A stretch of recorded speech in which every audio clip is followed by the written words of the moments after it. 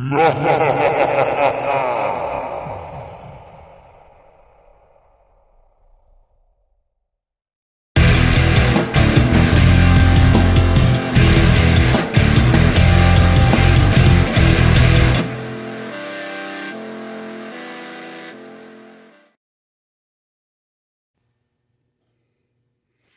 right. I think you saw what we started with.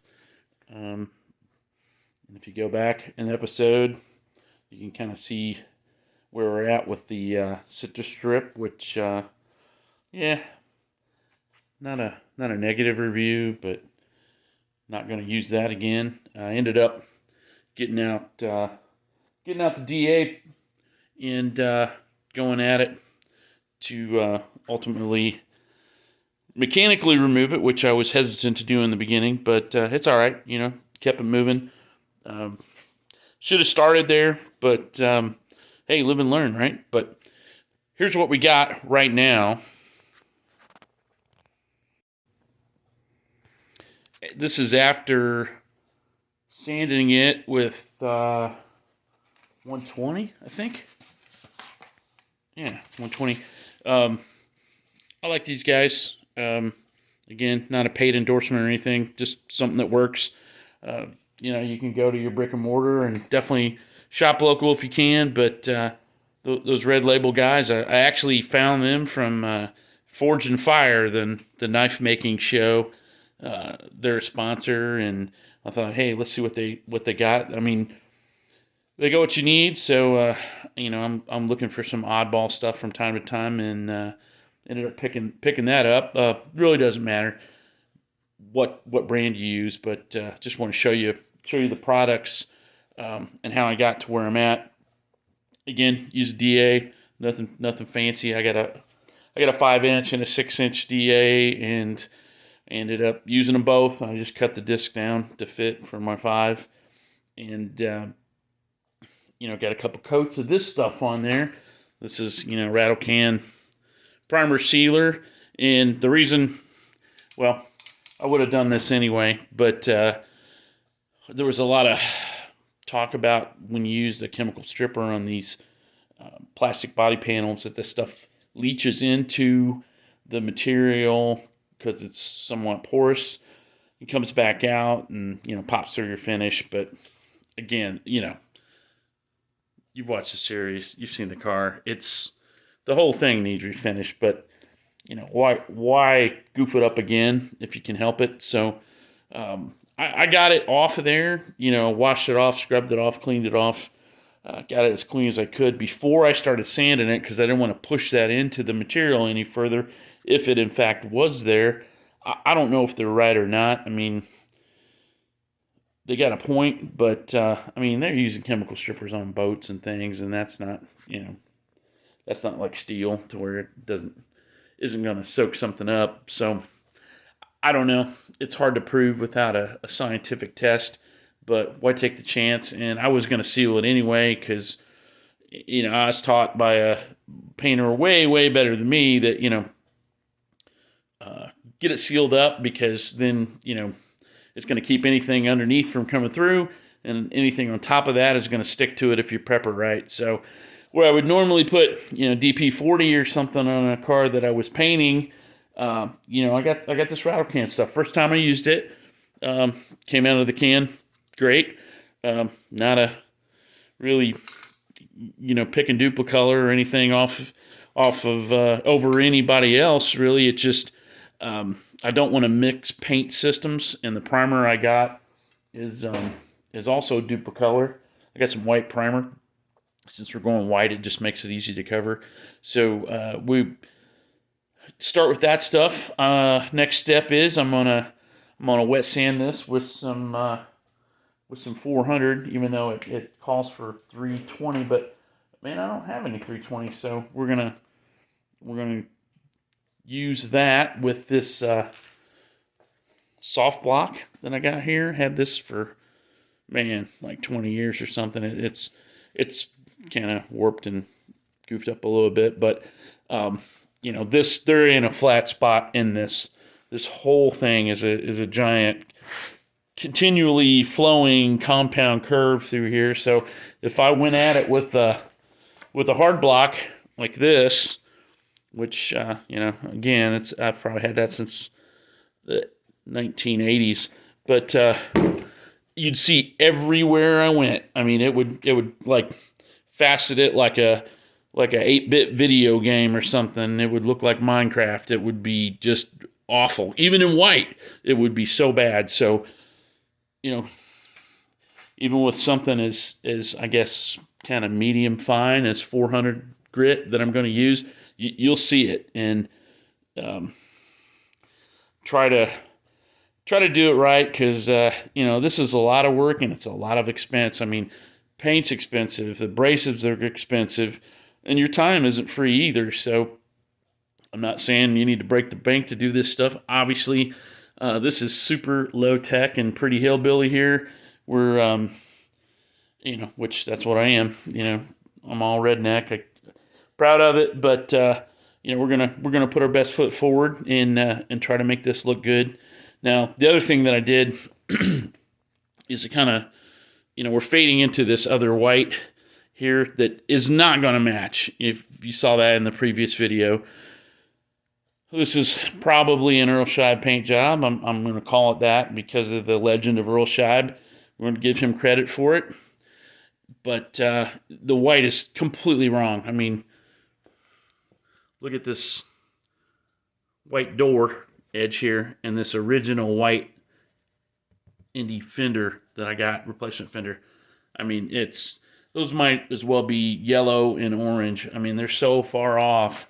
So getting this to blend, I'm not, it's possible. I mean, somebody like Gene Winfield or just a regular pro painter, I mean, they could thin it out and you'd never find the edge. It would just look like a candy paint job or something. It'd be like, whoa, wait a minute, that's different. I mean, they can hide that stuff, but I'm not going to try. They'd keep thinning it out lower and painting a little bit farther with thinner and thinner coats. So what I'm going to do is I'm going to move the tape back each time. So I got the edge where I stripped here. You can kind of see right there. That's a little bit of the coat underneath there. I moved my tape edge back a little bit, so the primer on that is kind of going over the other edge. Because if you think about it, this is hard while I'm holding the camera. You got it stripped. It's down here, all right. Where your old paint is, it's up here, all right. So I'm exaggerating it, but you're trying to bridge that gap. If you can kind of ramp it up a little bit, it won't be as noticeable that there's this hard transition. So after we get done wet sanding this, we'll move the tape back a little bit.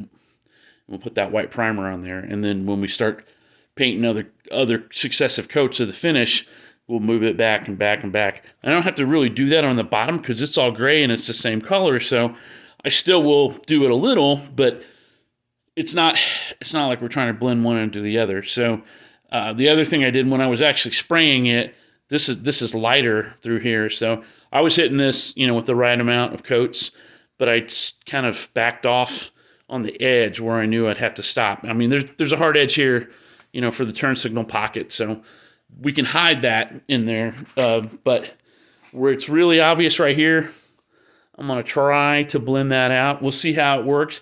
If it looks funny, I mean, we'll deal with it. I mean, look at this headlight door. This is, when we got it. Somebody repainted the headlight door. I think this camera is kind of making it look better than it is, but from here to the hood, it's almost as drastic a shift in color as what I showed you here from the door to the fender. Not as bad, but it's pretty close, and it looks just, just bad. So we're repairing this. We're not restoring it. It's not a Duesenberg yet, I like to say, but we're trying to get her back on the road, because we like to keep this car rolling. And this has got a tear right here. I hate to skip over that, but to fix it right, we need to take the whole nose off. And I don't have time to do it, and I really don't have the plastic welding equipment to do it right. There's a corresponding tear on the front, on the other side here. Not as bad. I mean, yeah, look at you. Yeah, like I've showed you before and others. And there's a split right there too. Look how much paint is on this, man. I mean, they strip this car, it'd probably go faster. It's got so much paint on it, but we're not gonna just goof this up. I mean, I could have got some white vinyl and just stuck over it and said, "Boom, done." But I'm not gonna do that. I'm gonna try to do the areas that I fixed a little bit better. We got the little spearhead piece that goes up front here. I showed you that on the last video too, that one of the studs is broken off. We're gonna fix that too. I'm gonna get the finish right. I mean, I've got the paint stripped off of it here, pretty good. I'll show you how I did that, and we're gonna make it look as close as we can to this nice original piece that I lucked out by getting this original Indy fender here. So lots of stuff happening at once. So stay tuned.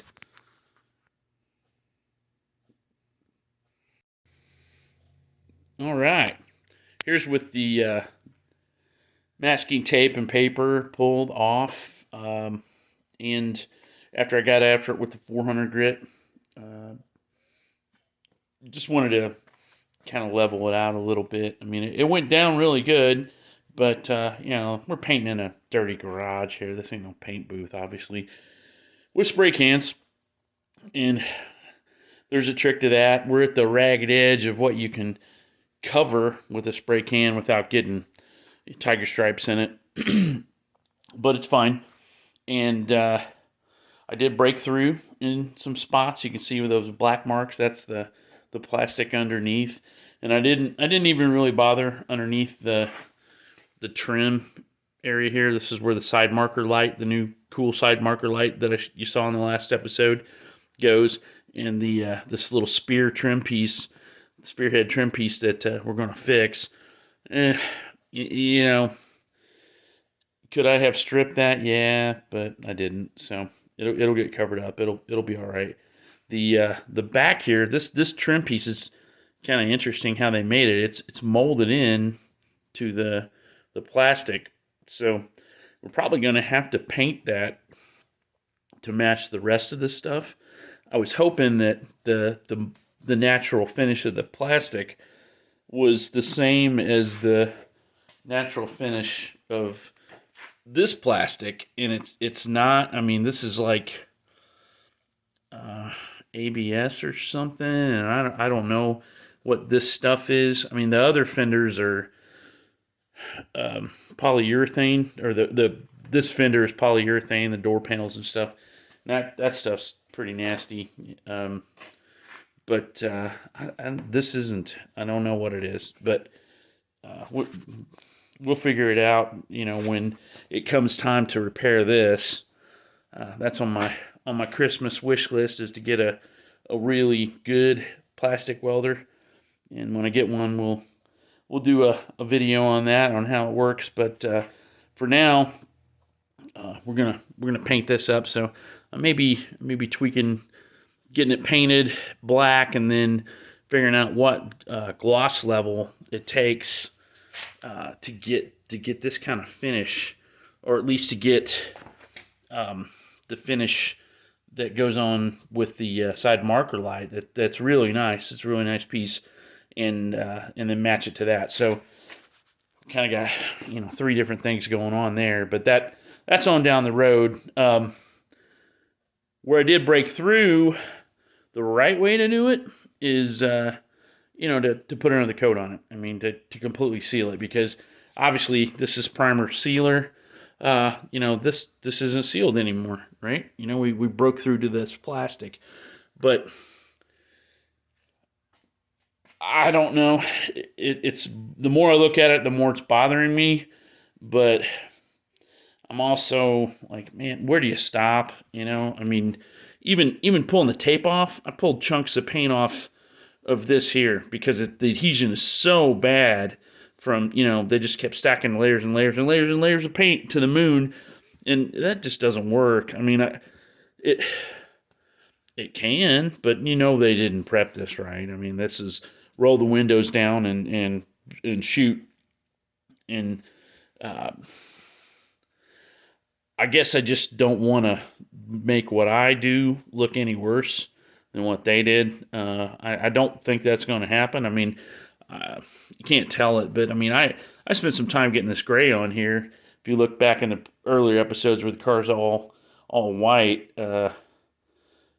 it looks silly. But the gray looked good for quite a while until you go through a couple heat cycles and it pops off because the white paint was going to pop off anyway. I mean, this stuff hasn't been touched by me, and it just chips off. I mean, because you just can't do that. So, will I touch up the sealer? Well, we'll wait and see. But you guys need to know, guys and gals need to know, that's the right way to do it. Even if you're painting with spray cans, it doesn't matter. Pro body men, if you, for some reason, are watching this, which would be great, hey, let me have it. Tell me what's right, what's wrong. I know what works, and you should recoat this, but I don't know if I will or not. You notice that I got gloves on. I'm trying to do it the right way. There's nothing worse than spending all this time and effort and seeing a thumbprint or something in your finish coat because the oil in your skin was pushed in to whatever coat below, and that just keeps coming through. I mean, it's like trying to throw more blankets underneath a dog that's laying on your bed and pretending, well, if I put 2 more on, it'll just disappear. Nope, it doesn't. I mean, you can still see where the dog's at. I've tried it. Yeah, my dog will lay still for that long sometimes, but yeah, same deal. If it's underneath, it just keeps getting magnified and coming out, and you can't do anything about it. More paint doesn't help. So we'll tape this back up. Well, first we'll make sure it's dry. We'll put some wax grease remover on it, clean her up again, wipe her down, do that one more time, dry it off, tape it up, and then we'll get after it with this primer, white primer.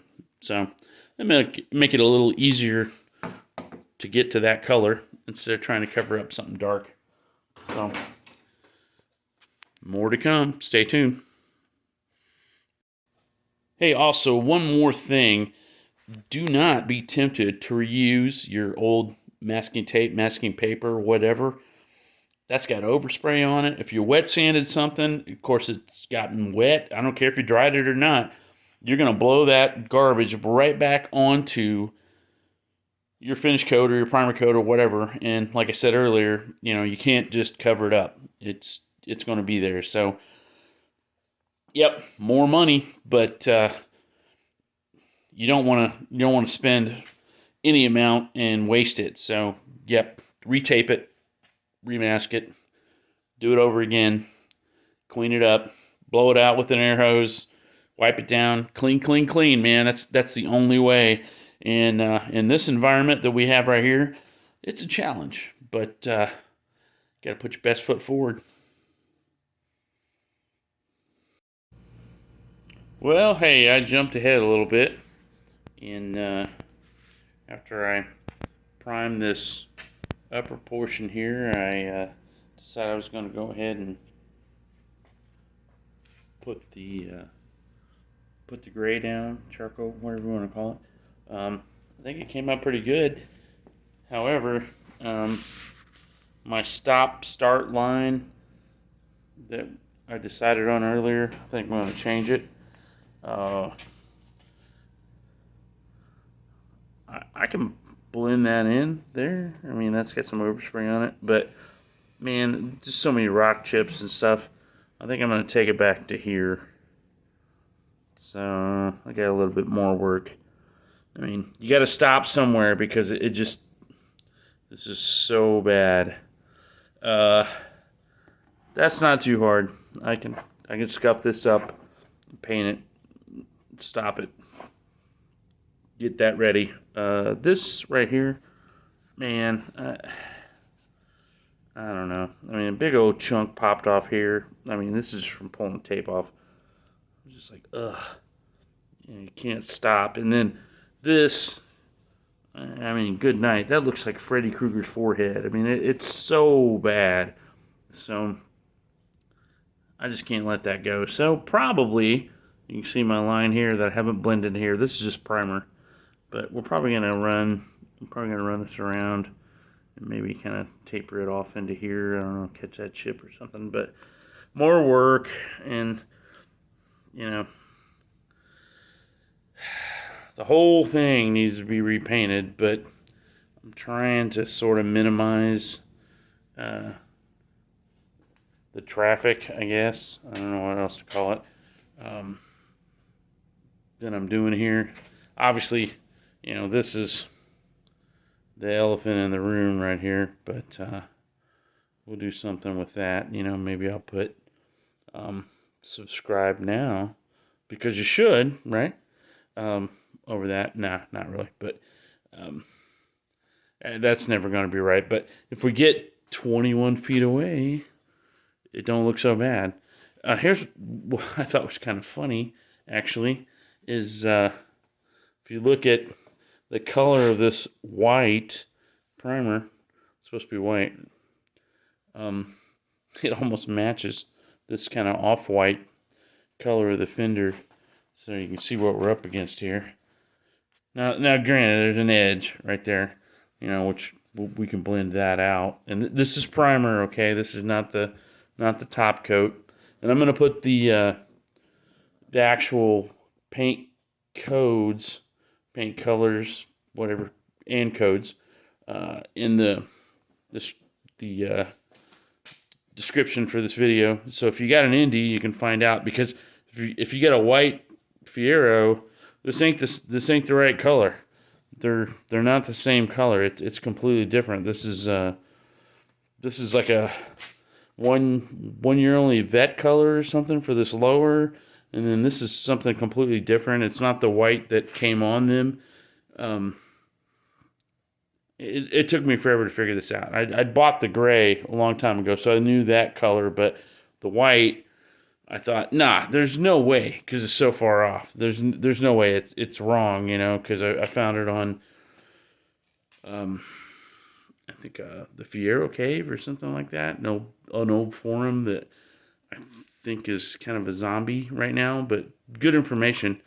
But I got it. It's right. So I'll share those with you.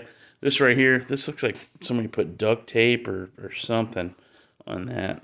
I mean, that pattern looks like, you know, the adhesive tracks from duct tape. So I'm going to try to get that off while this is still kind of tacky down here. We're going to let that dry before we paint off into the distance. But this is my go-to for stuff like that. Old Goo Gone, and you know, it's not the only one. There's Goof Off and some others, I imagine. But this stuff works pretty good. You know, hey, check that out. There's one for the economy. So we'll see how that works, and get this cleaned up in the meantime, and then work on getting some. I'm gonna get some touch-up paint too.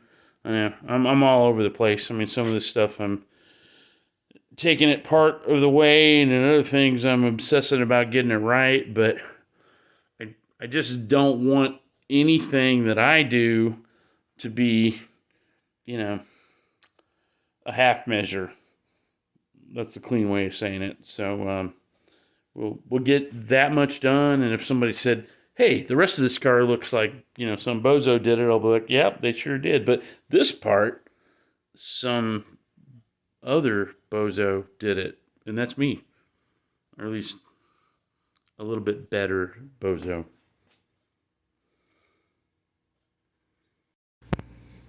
Well, how about that? That stuff took it right off of there. And I usually let this stuff set, but, you know, I don't have any patience. And I wanted to get that glue mess off of there, which is what it was. All I did was spray it down with some of this stuff and grab this out of the, junk pile, I guess, because it had a little bit of an edge on it and it's plastic, and scraped it right off of there. Got some water in a spray bottle, went over it, wiped it down, boom, done. Not bad, but we're not done yet. We're gonna shine it up some more, but we still got paint work to do here and some other stuff.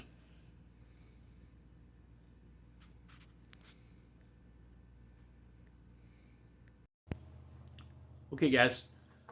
Earlier, I think you saw in one of the episodes, or I may have talked about it in this one. If I'm repeating myself, I apologize. The little spearhead trim piece that goes on the front, on the nose, one of the studs is broken off, and I don't know if these are being reproduced or not. I think the smooth ones, which one of these is on the car, I didn't even realize until today.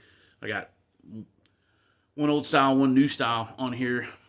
Had this thing almost 7 years. I never even noticed it. But I want to fix this one because I don't want a big hole there, and I also just don't want to put one fastener on there because it'll get caught on something and it'll break it all the way. But I stripped all the paint off of it, and we're going to fix this back in here. Even if I can find one at a later date, I'm going to fix this one, and then I got two, and replace this wrong one on the other side if they're not left and rights, which they look like they are. But anyway, we're going to fix this one. So I got started here, jumped ahead. Let me show you what I've been working on. All right. As you can see, there's already a hole in there, so that's what I was talking about. I jumped ahead. My little favorite trick is to try to make a drill guide instead of just kind of freehanding it on there. I mean, this isn't completely lock it down, but what I just did was this is random. I think this is 5.5 millimeter. I don't even remember the 5, but it's just whatever fit on the outside of this plastic stud here, whatever fit really snug. And then I just randomly started picking drill bits till I found one that fit in to the socket, and you can see it's got some wiggle there, but this hole's already drilled. But I put some tape on it just to say that's my point of stopping, because if I went any further, I'd break through the front. So what we're going to do is, the whole reason drilling that hole is that's the guide hole for the tap drill that we're going to use to put a metal stud in here. I just wanted something that would go through the hole in the fender anyway, and this 1024, again, I just used what I had. This is just a bolt machine screw out of my junk drawer, and it had a nut on it. So we'll put some blue Loctite or something on it to keep this nut from rattling off when it's bouncing down the road. But what we're going to do is, now we got this started, and it worked out that the drill bit that I used that fit my socket guide is only slightly smaller than the tap drill size. So I can swap that out and go back now, and it'll follow this hole that's already drilled. Drill it out, and we'll put a tap in there, and we'll put some kind of cement in here, whatever I got in the drawer, and we'll put this down, thread this down in the hole as far as it'll go. Cut the end of this off, and we got a threaded stud on the end of this, and put this back in service. So let's check out the next step.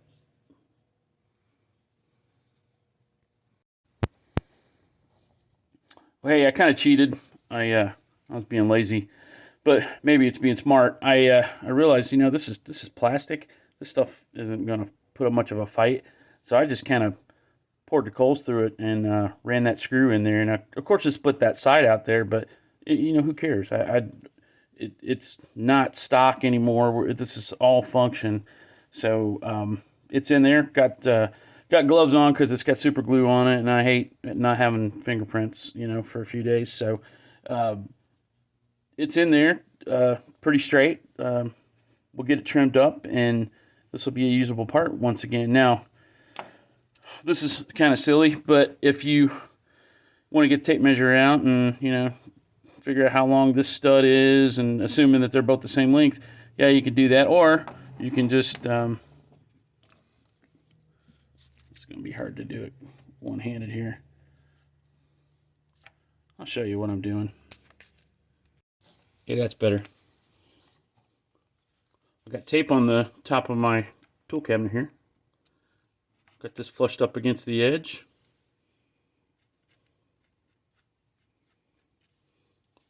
That's how long that stud is. And we want this one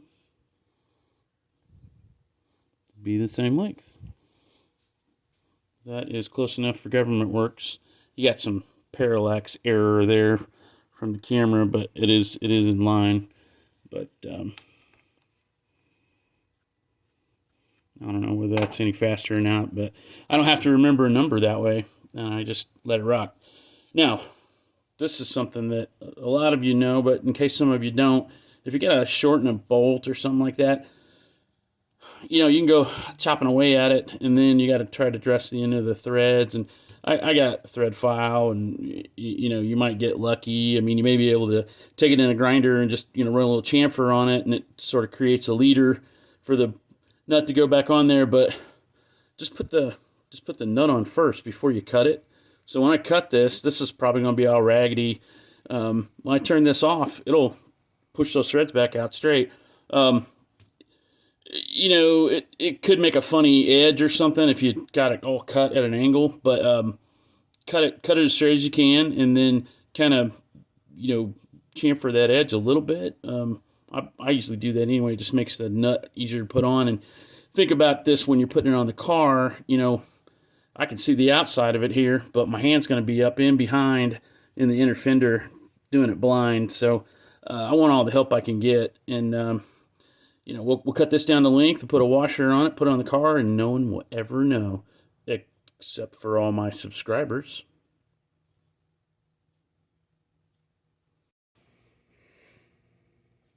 Okay, here's the finished piece. Let's see, I get that stud super glued in there. Did split out the side of that, but that's not hurting it. It's buried as deep as it will go. It's maybe a 1/8 inch from breaking through, 3/16 inch from breaking through.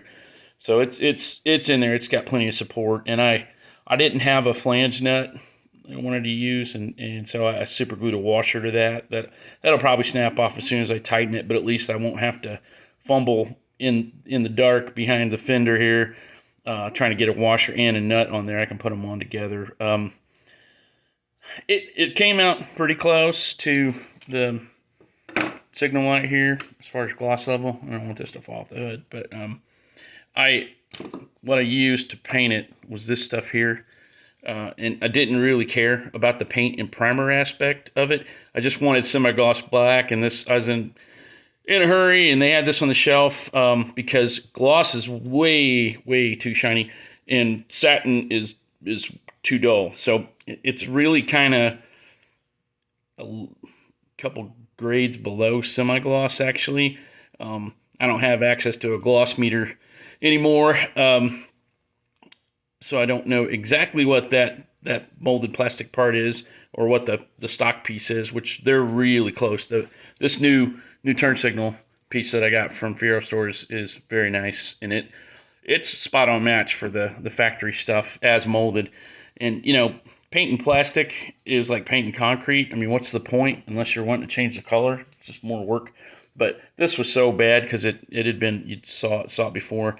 It had been white and then black, and then who knows? It just had a ton of paint on it.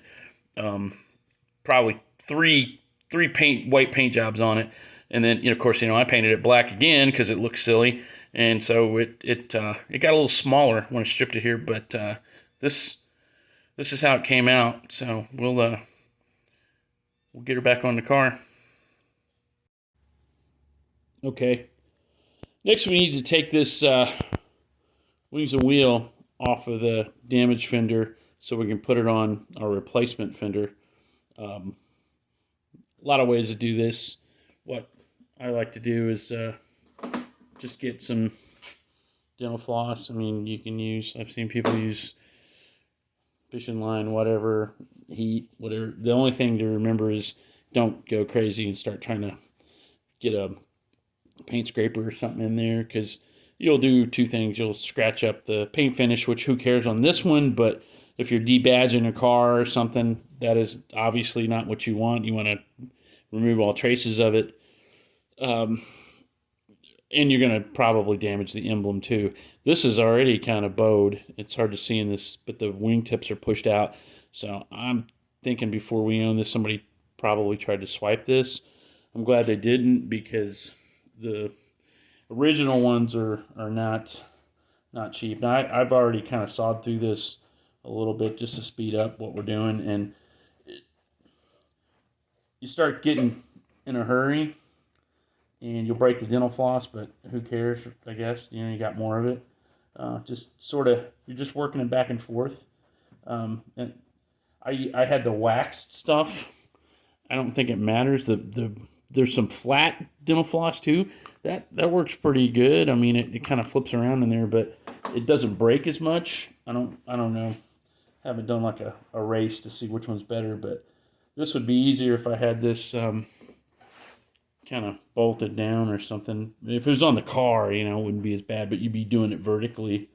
So this is pretty easy. See, I broke it right there, but yeah, who cares? New supply. So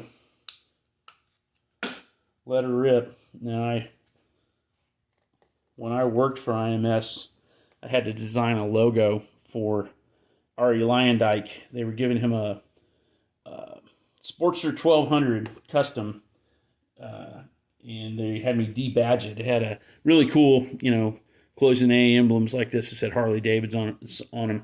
I still got them in here somewhere.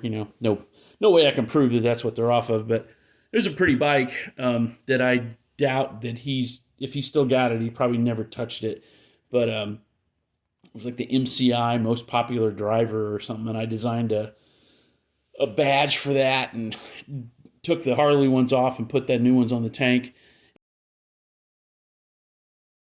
And I remember my boss's boss coming through and said, "Hey, how's it going?" And I was like, "Yeah, it's going great," as I was removing the emblem, and he said, "Hey, don't scratch that or you're fired."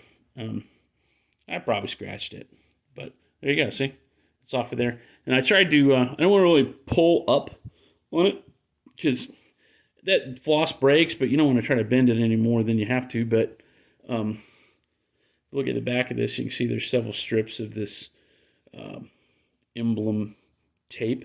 And we got more of that stuff, but we're going to clean this off really good and probably flatten this out. I don't know if you can get this right now. See, it's got a pretty big bow in it. I'm going to try to gently press that flat because I want it to sit up there flat on the fender the best we can. Might keep the vandals and the thieves from getting it, but what are you going to do? But that's how you get those off of there, and it's doesn't really matter on this beat up old thing, but use that dental floss and take your time, kind of work it away from the paint. I mean, even though it's probably not going to mar any good paint that's protected, applied correctly, whatever. But why take the risk, Just keep it kind of on the top side. Plus, you want to cut it close to the emblem, and then you got less of this garbage to remove. So we'll get this cleaned up and move ahead.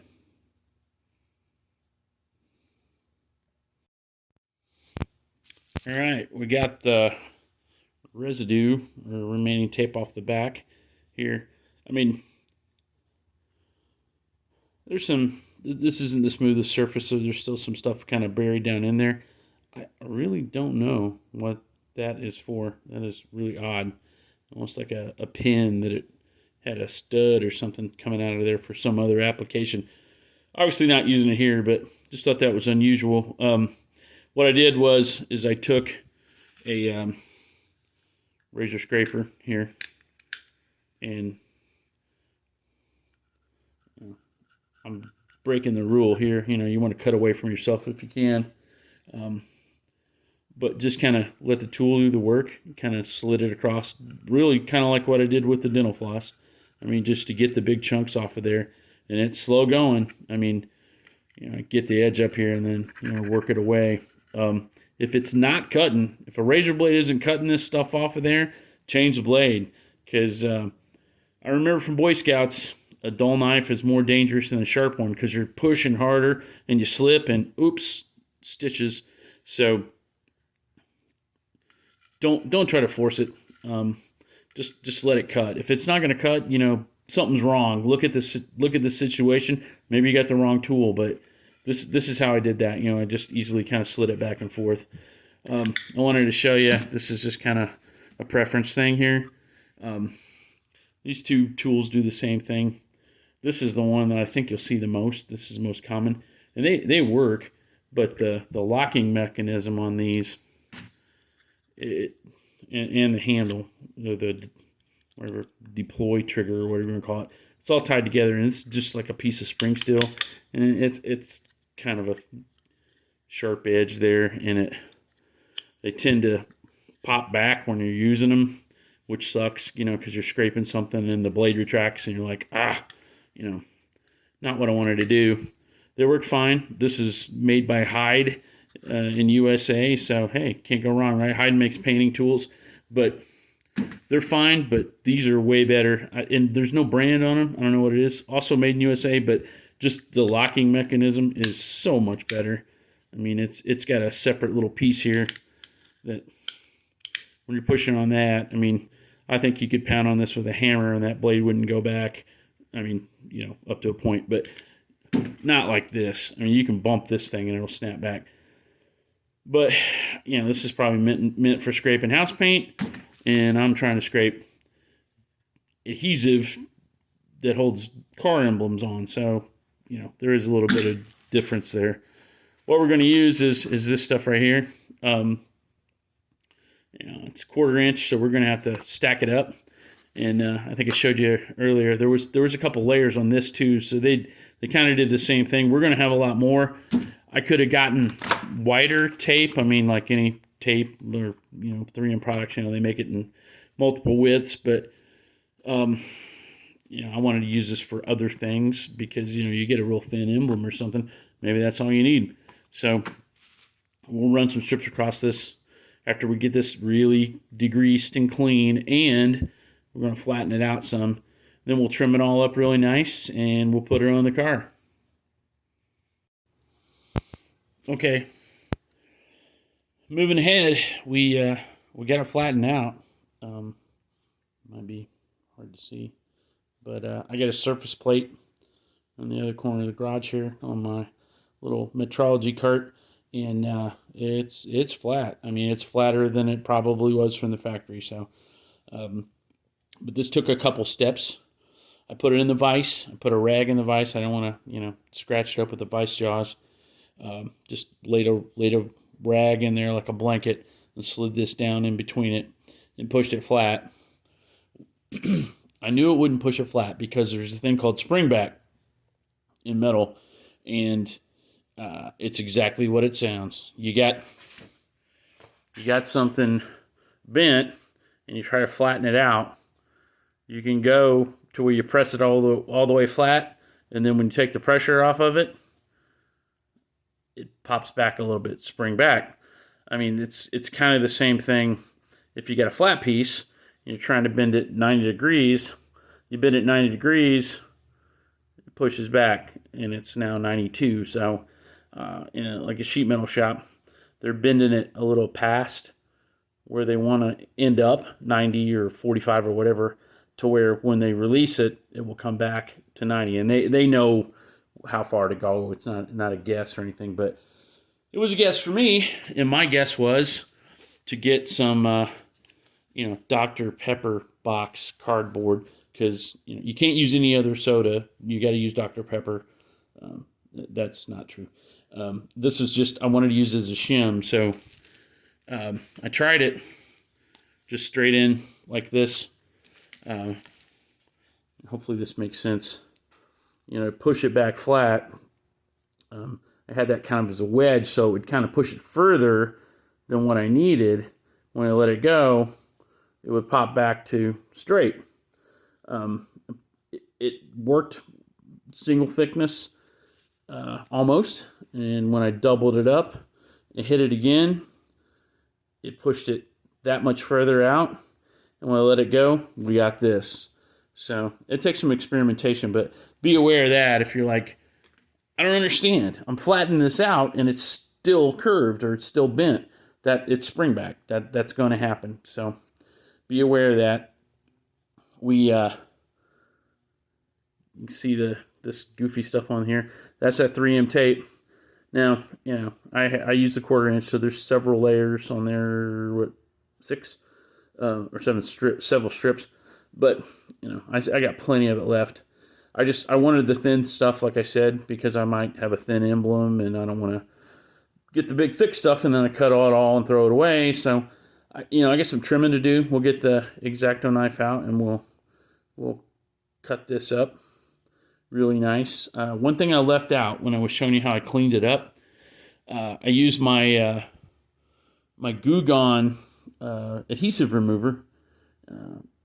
That stuff is doesn't let me down. When I got it razor bladed down to where it was just a bunch of schmutz on the back of there, I hit it with that stuff, let it set for 30 seconds, and then went back and just the razor blade was just like a wiper. It just all came off, and we got the finish that we saw in the previous shot. So we'll clean this up here, and we'll keep moving ahead and show you how we're going to position it on the car and get it attached for the final result. Okay, there you go. Trimmed up pretty good. Get your trusty X-Acto knife or equivalent with a number 11 blade. That's pretty much the one that everybody knows. Big, long, whatever that is, 30-degree angle or something. And put it on some backing and trim around it. If you get to a point to where, in this case, where you're pulling some of the tape off, flip it over and go the other way. You just don't want to scratch up, this stuff. So go slow, let the tool do the work, get it trimmed up. There's some fuzzies on here, but that's the backing tape, so that's going to come off in a second here. And we're ready to rock. All right, when I got ready to put this back on, I started noticing this is kind of rocked a little bit. I couldn't find a pattern. I've got an old Camaro, and it's got it's in the assembly manual. It's got dimensions on where to put all the stripes and emblems and everything, stuff that has to be hand applied. This looks like maybe it was just slap it on there and get it out the door.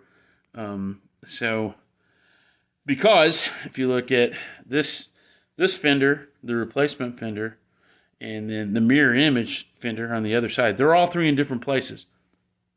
So I put these pace car decals on. These are reproductions that I bought.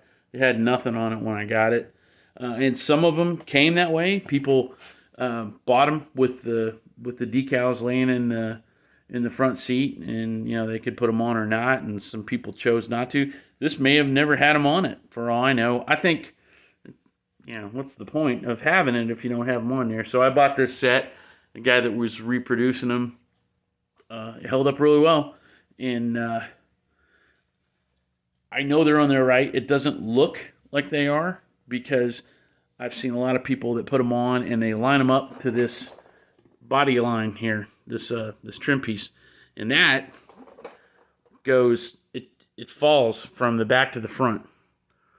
They're supposed to be lined up to the bottom of the car, or the bottom of the trim, which is straight, which isn't always the case, but I know this is right because I've zoomed in on photographs of the actual track cars, the ones with the big crazy aluminum wheels and the giant scoop on the back, and those awesome things.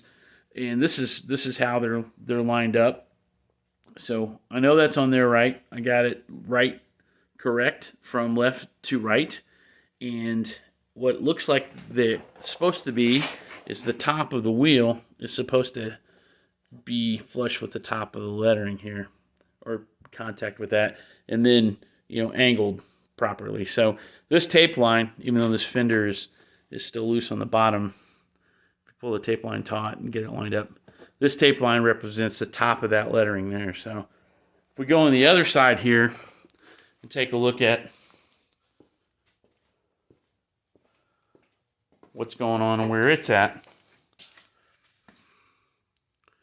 it jives with that. The top of the lettering, the top of the wheel. So if it's wrong, at least it'll be balanced. I'll have it stepping through water there from my water softener that overflowed. But I